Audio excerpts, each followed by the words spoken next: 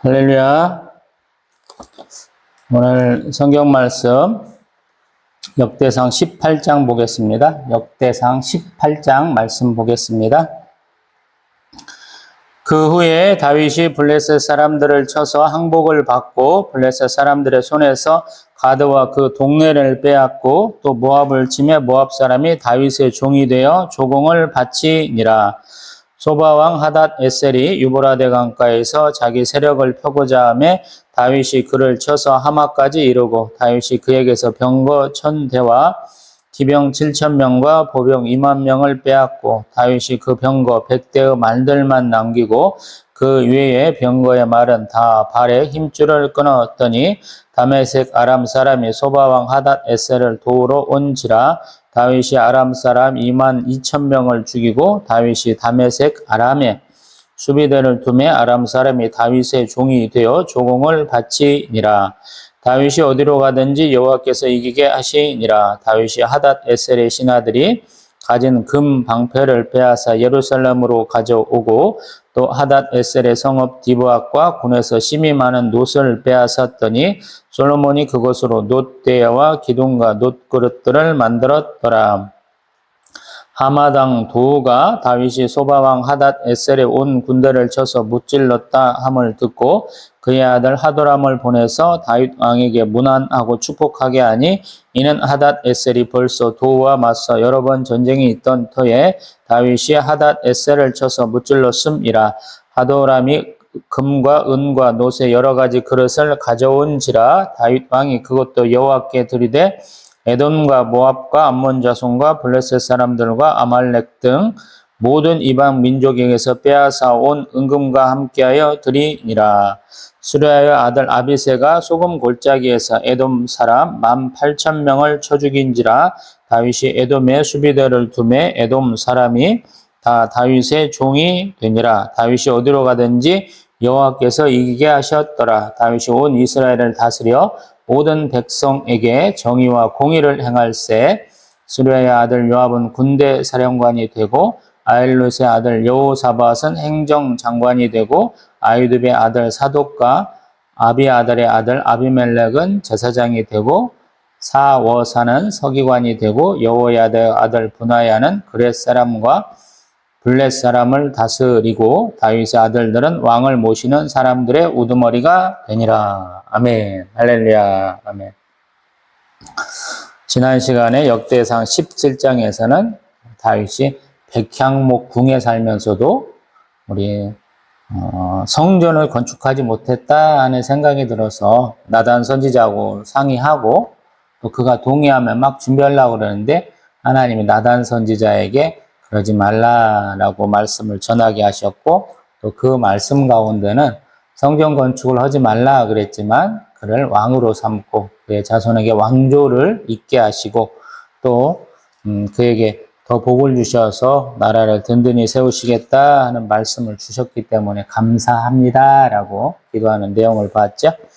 그러고 나서 하나님이 주신 축복의 말씀이 어떻게 이루어졌을까라고 지금 역대상 18장은 우리 사마 8장과 같은 얘기를 하고 있어요. 그냥 감사하죠? 하나님이 복을 주셨어요. 그래서 그 복을 어떻게 받았습니까? 할 때 왕을 삼아주신다 하는 것이 주제였잖아요. 우리 역대상 17장이 또 우리 사무엘하 7장이 그런 내용이기 때문에 왕으로서의 역할에 굉장히 철저했다라고 얘기를 하는 거예요.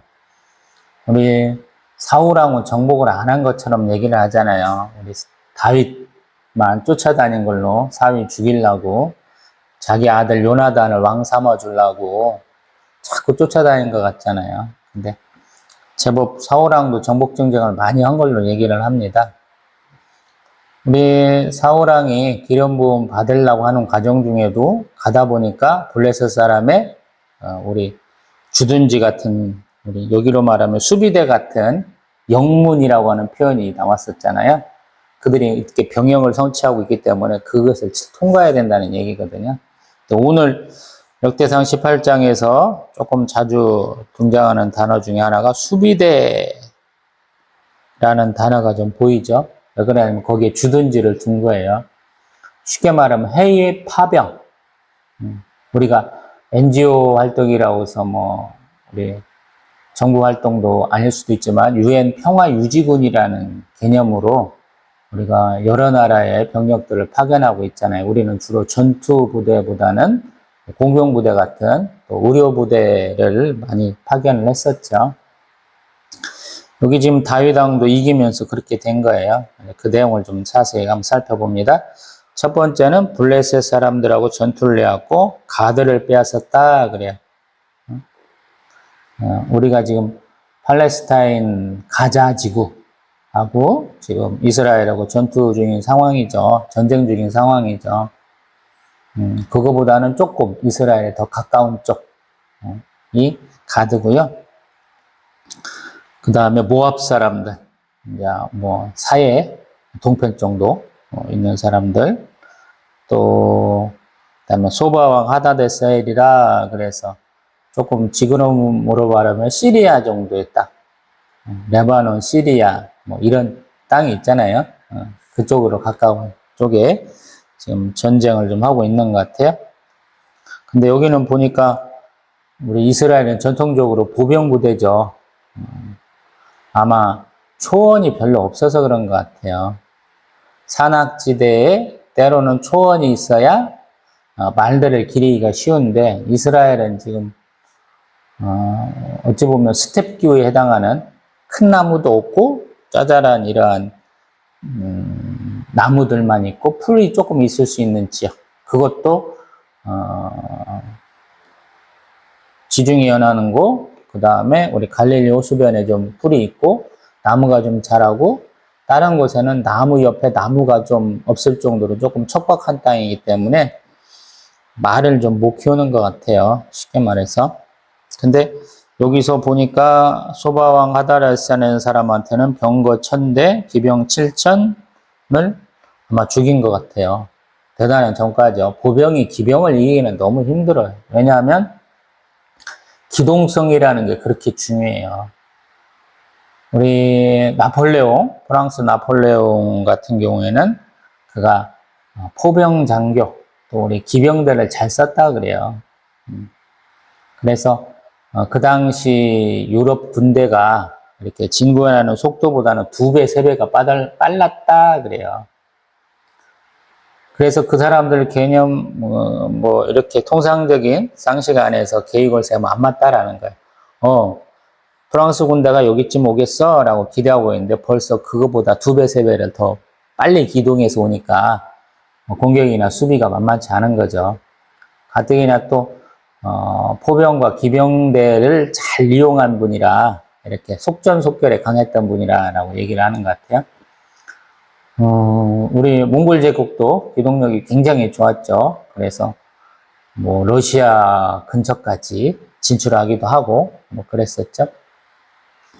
2차 대전 때도 보면 독일은 뭐 전격전 그래가지고 탱크하고 우리 항공기를 이용해서 뭐 간단하게 막 때려 부수고 그랬죠. 우리가 마지노선 그러는데 프랑스가 독일이 자꾸 저렇게 무경화되고 전쟁을 준비하니까 그 앞에다가 독일 국경선에다 엄청나게 방어선을 깔아놨다는 거예요. 요새도 지어놓고 뭐 각종 물자도 다 준비해놨는데 독일이 선택한 건 뭐냐면 네덜란드, 벨기에 지역에 그 평지를 이용해갖고 우회 기동을 해서 독일이 프랑스를 가볍게 이겼죠. 뭐 다른 전쟁도 마찬가지고. 여기도 좀 그렇게 했어야 되는데 반대라는 거야. 보병이 기동성을 가지고 있는 전차부대, 기병부대를 이겼다라는 거야. 그래서 대단한 거예요, 사실은.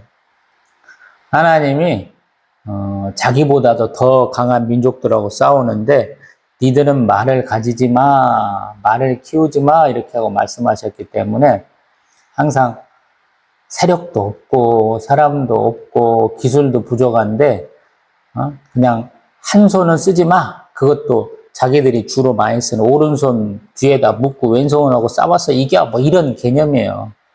근데 이스라엘의 전쟁은 항상 하나님이 주장하시죠. 그래서 하나님을 잘 믿으면 잘 이긴다. 그 역사가 성경에 많이 써 있어요. 오늘 보고 있는 다메섹 사람들, 소바 사람들하고 싸워서 이기는 것도 보면 다 그런 개념인 것 같아요. 6절에 제가 말씀드린 수비대를 두었다라고 그러고 있고요. 또 우리 그러한 전쟁의 승리에 대해서 우리 하마당 도우라는 사람이 니들이 우리 대적들을 물리쳐줬어. 우리 잘 지내보자라고 이렇게 뭐라고 해야 돼요? 동맹 맺었어. 이런 얘기를 하고 있고요. 또 그 다음에 스리야 아들 아비새는 독자적으로 군을 이끌고 가 싸운 것 같은데 에돔 사람 18,000명을 죽였어. 그리고 수비대를 두었다라고 얘기를 하고 있죠. 그래서 사방의 대적을 다 친 거예요. 서쪽에 블레셋, 우리 동편에 모압, 지금 에돔 이런 데 쳤고요. 또 이제 북쪽, 북동쪽에 해당하는 지역에 있는 우리 소바왕, 또 아람 사람을 다 물리쳤으니까 사방의 대적을 다 친 것이죠. 그러고 나서 이제 다윗이 행정 조직을 갖췄다 그래. 우리 군사령관은 요압이, 또 여호사밧은 행정장관, 또 제사장으로서는 사독과 아비멜렉, 또 서기관을 사워사라는 사람을 삼았고, 또 분하야라는 사람을 지금으로 하면 경호실장, 청와대 경호실장 정도 삼았어. 또 자녀들이 아버지를 잘 도와줬어. 이렇게 얘기하는 거죠. 이만큼만 놓고 봅니다. 항상 하는 얘기인데 성령의 감동으로 하나님이 이렇게 계획하신 대로 따라가는 사람은 일이 좀 수월해요. 성경적 관점입니다, 이게. 왜?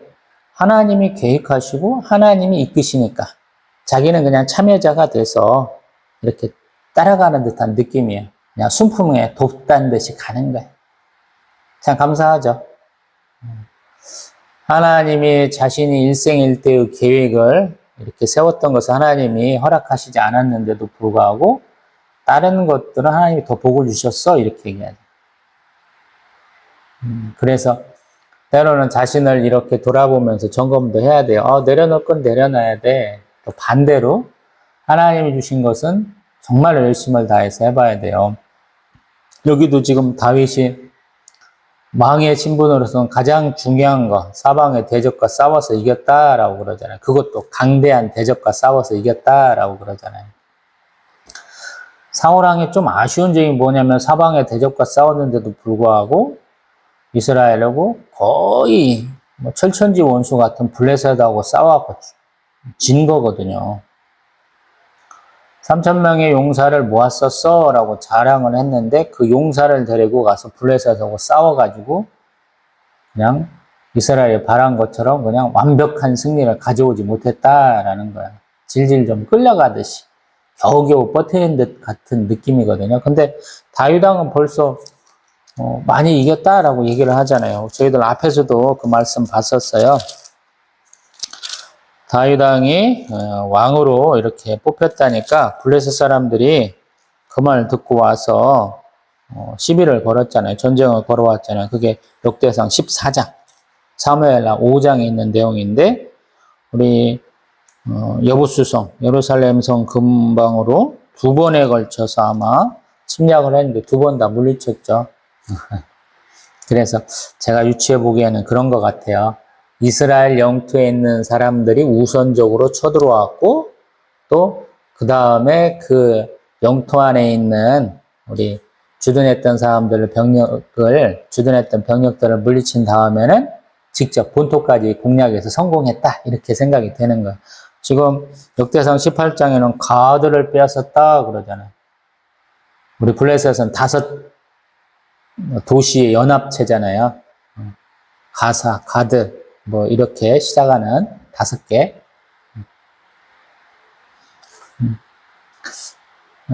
지금 이스라엘 국경선 안에서 가장 강력한 가드를 점령을 했으니까 괜찮은 거죠. 이러한 군사적 승리는 누가 주신 것이냐? 다윗왕이 뛰어난 거야. 하나님이 복 주셔서 그런 거야. 라는. 참 성경은 어떤 면에서 구조가 참 단순해요. 하나님이 한 사람을 세워주셔요. 지도자로 세우든 왕으로 세우든 제사장으로 세우든 선지자로 세우든 또 사사로 세우든 세워주셔요. 아니면 그것도 아니고 족장으로 세워주시기도 해요. 그러면 그 사람이 하나님과 어떤 관계를 가져가면서 어떠한 교제를 하면서 이렇게 그의 삶이 이어져 가는 것을 보여주는 게 이 성경이거든요. 구약 성경에 되게 그런 면이 많아요. 우리 신앙생활은 삶이에요, 삶. 살아가는 거예요. 하나님과 같이 동행하는 것이거든요. 그래서 하나님이 나에게 어떤 복을 주시고 또 나에게 어떠한 계획을 갖고 계시는지 어떠한 뜻으로 나의 이렇게 생명을 주셨는지 조금 먼저 깨달아야 돼요.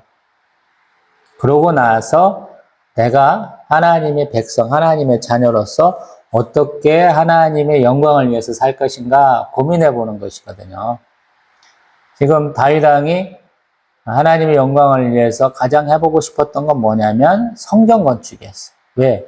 하나님이 자기를 복 주셔서 깊은 수렁과 웅덩이에서 끌어올리셔서 반석 위에 세우셨거든. 시편 40편에서 말씀하시는 것처럼 그 반석 위에 온 자가 선 자가 하나님 앞에 무엇을 할까 고민해 보니까 나 성전 건축하고 싶어라는 거예요. 자기는 너무 잘 됐잖아요. 동굴에서 자고 뭐 숲을 가운데서 쪽잠 자고 그러던 사람이 왕이 됐으니까 엄청난 신분 상승이잖아요. 도망자 신세에서 왕이 됐으니까. 그래서 그 감사함을 표하고 싶었는데 하나님 아니다라고 그러는 거예요. 그 이유는 이제 다음에 솔로몬 왕이 성전 건축할 때 이유가 나오잖아요. 피를 많이 흘렸다라고 그러잖아요. 사람의 피를 흘리는 것은 죄다라고 말씀하잖아요. 창세기에서 다뤘죠. 가인과 아벨. 가인이 아벨을 죽이고 이렇게 암매장했던 것 같잖아요. 근데 그 아벨의 피가 땅에서부터 외친다라고 그러잖아요. 피 흘리는 자는 꼭 하나님 대가를 받게 하신다 그러고 동물의 피도 다 빼고 먹어라 하나님 말씀하시잖아요.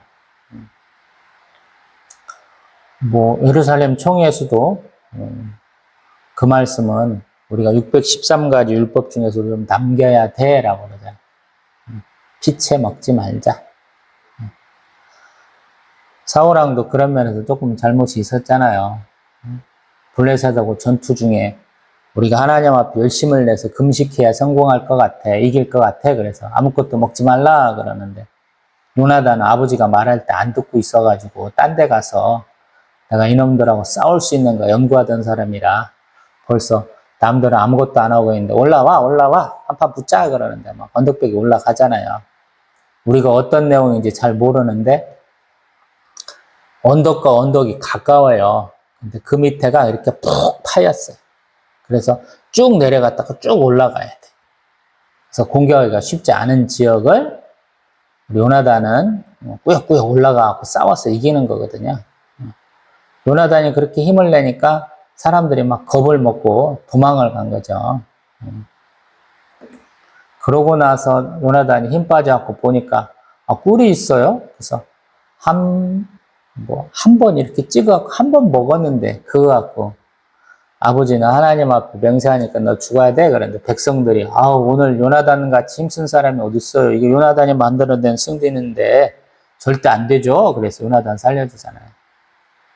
그때 백성들은 배고파갖고 잡은 소 그냥 피 뚝뚝 흘러주는 채로 그냥 먹다가 하나님 앞에 범죄하게 되었죠.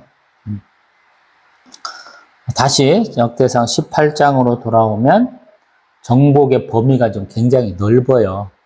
사울왕은 주변 지역하고 찌그락짜그락하고 있었다면 우리 다윗왕은 그보다 좀 더 진출해서 국력을 좀 뻘친 선양한 국위 선양한 정도의 모습을 보여주고 있거든요. 그래서 좀 대단한 거예요. 한 사람의 역량이라고 보기에는 조금 지나치다. 하나님이 복 주셨기 때문에 이렇게 가능했다. 그리고 이제 제가 이스라엘 땅 굉장히 좁다고 그랬죠. 경상남북도보다 더 작은 땅이다. 제가 말씀드려봤잖아요. 실제로 가보면은 차 타고 한 2시간? 3시간? 그러면 슝 지나가는 그런 지역이잖아요. 그렇게 짧은 지역이니까, 이렇게 나라로서의 체제를 제대로 갖추기가 쉽지 않았을 거라는 생각이 들거든요. 그래서 우리 한국사도 공부하다 보면 나라의 어떤 기본적인 조직이 뭐냐면 왕도 있어야 되고 백성도 있어야 되고 땅도 있어야 되고 주권도 있어야 되죠. 근데 우리 고대 국가쯤 되려면 행정 조직이 있어야 되죠. 그리고 소위 말해서 자기들의 역사를 기록한 책이 있어야 돼요. 그래서 그런 것들 많이 언급하잖아요. 책. 우리 그런 거에 거의 비슷한 개념으로 다윗 왕 때 이제 제대로 나라가 되었어라는 거예요. 이스라엘 나라의 특징은 뭐냐면 제사장이 있어야 돼. 왜? 하나님의 소유고 하나님의 기업이 됐기 때문에 우리 출애굽기에서 얘기하는 것처럼 하나님이 출애굽에서 3개월 만에 시내산을 이르렀을 때 너희를 제사장 나라 삼겠다, 내 소유 삼겠다 하신 것처럼 제사장 나라에 제사장이 없으면 안 되잖아요. 그래서 아론 지파를 쭉 이은 사람, 아론의 계보를 이은 사람 둘이 이렇게 딱 되는 것이고, 기타 군대 조직도 있어야 되고, 행정 조직도 있어야 되고, 대통령, 우리 비서실장도 있는 것처럼, 또 독자적으로 좀 이렇게 역사를 기록하고 좀 할 수 있는 사관이라는, 서기관이라는 직책을 또 만들어 놨잖아요. 그래서 본격적으로 나라가 된 것은 사울왕이 아니고 다윗왕이었어, 이렇게 역대상은 얘기하는 거예요. 물론 이제 사무엘하도 비슷하고, 그 앞에 있었던 우리 모세, 여호수아, 또 여러 사사들, 또 우리 엘리 제사장도 때로는 사사 개념으로 보죠. 우리 사무엘 선지자까지도 사사로 보는데 그런 것과 또 이어지지만 결국에 본격적으로 우리의 왕조는 다윗 왕 때부터야 이렇게 얘기하고 있는 것이죠. 참 대단한 거. 어떤 한 사람의 드라마틱한 인생의 어떤 정점을 보여주는 거예요. 우리 지난 시간에 보았던 것처럼 우리 다윗 왕의 가장 어렸을 만한 기억을 하나님 얘기하시잖아요. 하나님이 우리 역대상 17장 7절에서 뭐라고 그러셨냐면 만군의 여호와께서 이렇게 말씀하신다. 내가 너를 목장 곧 양떼를 따라다니는 데에서 데려다가 내 백성 이스라엘의 주권자로 삼고. 아멘. 양치다가 사무엘 선지자 오셨는데 얼굴도 못 보고 있다가 급히 불러갖고 가서 기름 부음 받았잖아요. 그 말씀 하시는 거예요. 대단한 거죠. 목동은 그렇게 신분이 높은 곳이 아니었다. 제가 말씀 드려봤어요. 예전에 찍었던 동영상 가운데서. 근데 어찌 보면 가장 밑바닥 인생에서 가장 높은 지위로 올리신 하나님이시거든요. 근데 하나님은 대가를 요구하지 아니하시는 거죠. 그래서 하나님도 인간에게 충성이나 뭔가 헌신을 대가로 요구하시는 분이 아니에요. 우리가 많이 그런 걸 착각을 하는데, 내가 이 일 좀 했으면 좋겠어. 그러면 내가 교회에서 봉사해야지, 섬겨야지. 그러면서 각종 우리 교회에서 일들을 많이 하시는데, 그거는 어찌 보면 좀 2차적인 문제인데, 1차적인 문제는 하나님을 알아가는 거예요. 하나님과 좀 대화가 돼야 돼요. 주제는 제가 항상 대화 주제로 가장 좋은 것이 하나님이 하신 일 갖고 대화하는 거거든요. 그래서 성경을 잘 읽으라는 거예요, 제가. 많이 읽지 말고, 그렇게 하루에도 일도 하실 수 있죠. 눈 빠지게 아침부터 일어나서 하시면 되죠. 근데 그렇게 급하게 하지 말고, 할 일 많잖아요. 그러니까 시간을 내서 되도록이면 자기가 가장 편안하게 읽을 수 있는 시간에 성경을 보면서 하나님 참 대단하시네요. 어떻게 이런 일이 있대요? 라고 얘기할 수 있는 거죠. 다윗 왕 우리가 잘 알다시피 기껏해야 부하 뭐 한 600명 정도 모았었잖아요. 그러다가 지금 앞에 우리 역대상 보니까 다이당 지휘식, 뭐 이렇게 임직식, 등극식에 보면은 뭐 거의 수십만 명의 사람들이 나왔다 그러잖아요. 그러니까 이제 전투가 전쟁으로 더 승화되는 거죠. 근데 그 전쟁도 쉽지 않잖아요. 소규모 전투 나오던 사람이 대규모 전투를 잘하기는 또 쉽지 않거든요. 소대장이 한 3, 40명 데리고 가서 우르르 가서 싸우는 것하고, 뭐, 여단장, 사단장에 대하고, 한 몇천 명, 만 명 단위 사람을 데리고 가서 싸우는 것은 또 다르잖아요. 우리 중대전투, 대대전투만 해도 보면, 이게 영상이 다르잖아요. 포병 지원도 받아야 되고, 항공 지원도 받아야 되고, 뭐 수송도 있어야 되고,